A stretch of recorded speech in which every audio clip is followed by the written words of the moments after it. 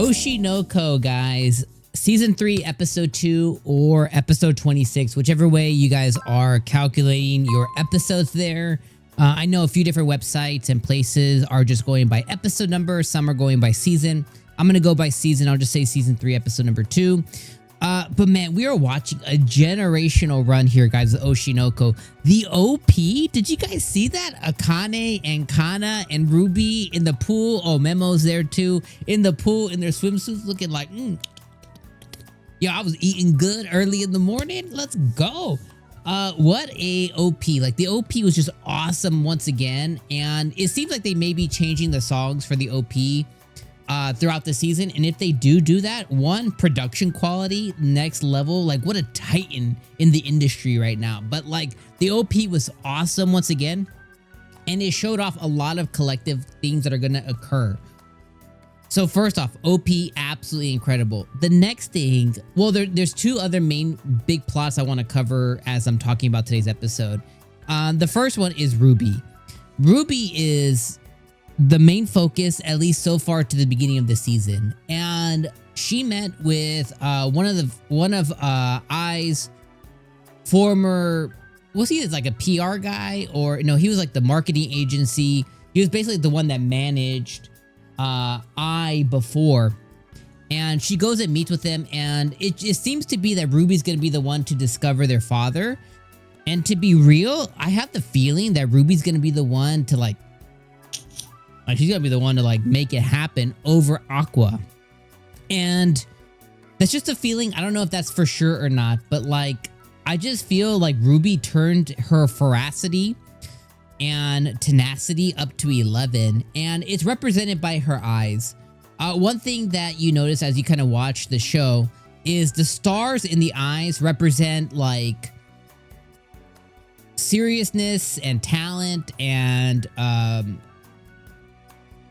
yeah, I guess like if I were to think of it like an RPG, right? Like if I look at it like you know, knowledge and talent and anger or whatever, like big feelings, like the stars in the eyes represent like how serious they're being in that moment. And whether it's on one eye or two eyes, it seems that that's represented even more. So right now, Ruby throughout the episode has two dark stars in her, both of her eyeballs, which means like she's turned up to whatever that represents. She's turned it up to 11. So that's like intelligence, talent, over like thinking, like stimulation, like all of the things that's going to represent. She's turned it up to 11. And if you notice throughout the episode, Aqua's eyes don't have any stars right now, where they typically before have had one and or two stars before throughout his different you know, as he was a kid, as he had the different things, as he was like, you know, getting close to the truth before in like last season. And then kind of as he kind of like rethought all of his stuff, it's changed from two eyes to one eye to like right now he had no stars in his eyes. So Ruby taking center stage, it's like she's turned everything up to 11. Like she's finding out all this stuff. She's basically taken on Aqua's agenda, and she's like, okay, I'm going to make it big as a star. I'm going to turn it up to 11. I'm going to investigate, you know, the murder. I'm going to investigate who's my father. I'm going to investigate this and that. Like she is doing everything. Boom, boom, boom, boom, boom. And then throughout the episode, right, she is like the, not narrator, but she's like the interviewee, like the person on the ground for the variety show that Aqua's on. And like she's just like totally owned that character. She's taking all the advice to heart, and she's like playing up that character, right? So like she turns a moment, like a small moment, a small cute moment she had with like soap and stuff in, you know, not in her apartment, but in their house. She's turned that one moment, and she like romanticized this moment, and she blew it up to 11. Even Aqua was like, well, that did happen, but like she really like turned that story around. And I was like, damn, Ruby really getting it this episode. So I loved that. I loved the moments with Ruby this episode and just owning it, and her investing in the AD guy, and the AD guy being like a really important character throughout the episode. And she invested in him so much because the marketing guy was like, the AD dudes now are the directors of tomorrow. So if you get in with them early and they see something in you, they'll want to use you more as they get their first shot. They're like, oh, well, this person supported me. So it just makes so much business sense. So she's just really sponging all of this stuff and really taking it to heart and really turning it around. The episode ends with showing off like, okay, getting ready for the cosplay stuff. That's going to be like the ComicCon essentially. That's happening. So that's going to be next episode, which I thought was really cool. Last couple of things that I'll say that I really liked as well too, outside of Ruby kind of taking center stage, is I loved that the episode was just showing us the inner workings of, once again, it's done this in the past to be clear, but it's taking us back into showing us the inner workings of variety shows and behind the scenes and marketing and the AD guy being pushed around everywhere and how that really happens in the real world. Him running us through his agenda of like, oh, we're not allowed to work overtime, but if I don't work at home, like I'm gonna get fired. I need to be putting in as many hours at home as I do in office, because if I don't do that work there, I can't just log off because things just don't happen.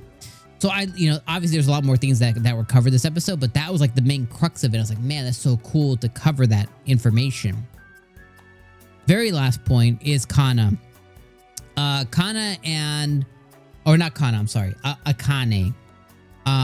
Specifically about Kana.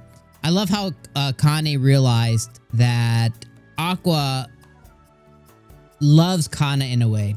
And I had my belly laugh moment this episode, and I legitimately belly laughed because Aqua goes and he takes an umbrella to Akane, and she's thinking internally about like how he's the perfect boyfriend and yada yada, and then she goes to Kana, and she has like a moment where she says like, oh, he's such a perfect boyfriend, he's so thoughtful that he's even pushed away Kana, he's got no contact with her. And then she gets pissed about that. And I was like, man, you just can't, as a man, sometimes you just can't win, because she's like, he took the no contact to the next level. And because of that, she interprets it as she's on his mind so much that he had to purposely, and he has to purposefully go no contact. And that annoys her. And I was like, man, there's just no winning. You know what I mean? There's no pleasing. You can't even cut off somebody, because if you cut them off, your girl gonna think like, oh, well, he's making it a point to not talk to her, and that's how much she's on his mind. And I was like, damn. And that's just such a real world. That was just such a real world example. And if you've ever been through anything like that, I just found it's real as in from the girl's point of view, and it's real from the guy's point of view. It's just like sometimes there's just no winning. You know what I mean? Even when you try to do no right, it's like the way your girl or your man or whatever is going to interpret that, you can't control. And I just found that like to be the funniest. So overall, Oshi No Ko, another fantastic episode. I don't think this was a 9 or 10. I think this was like a solid 8. This was a really good episode of Oshi No Ko. Not a lot of bombastic things happen, but it set up a lot about what's to come for the ComicCon. It set up Akane and Aqua's relationship, and it has really set up the precedent for Ruby to take the reins and continue running with what she has. So, fantastic episode. But definitely 8 out of 10.